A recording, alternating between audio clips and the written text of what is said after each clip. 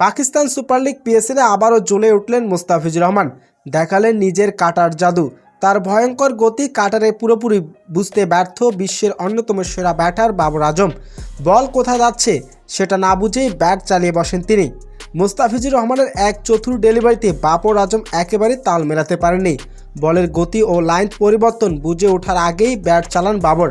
ফলে টাইমিং পুরোপুরি miss. Ball bat নাগালের কোনো নিয়ন্ত্রণে ছিল না, যা শেষ পর্যন্ত তাকে পরাস্ত করে। মুস্তাফিজুর রহমানের এই ডেলিভারি ছিল নিখুঁত পরিকল্পনার ফল। গতি কমিয়ে সঠিক লাইন লেন্থ বল করেন তিনি। ব্যাটসম্যানকে এভাবেই ফাঁদে ফেলেন যেখান থেকে বের হওয়া প্রায় অসম্ভব, আর সেই ফাঁদে ধরা পড়েন বাবর আজম। এই মুহূর্তটি আবারও প্রমাণ করেন কেন মুস্তাফিজুর রহমান বিশ্বের সেরা কাটারদের মধ্যে একজন বলা হয়। তার বোলিং শুধু গতি নয়, রয়েছে অসাধারণ বুদ্ধি কৌশল, যা তাকে অন্যদের থেকে আলাদা করে তোলে। পিএসএলের মতো বড় মঞ্চে এমন দৃশ্য মনে করিয়ে দেয় ক্রিকেট শুধু শক্তির খেলা নয়, বুদ্ধি, দক্ষতা আর পরিকল্পনা একজনকে লড়াই করার মতো সক্ষমতা দেয়।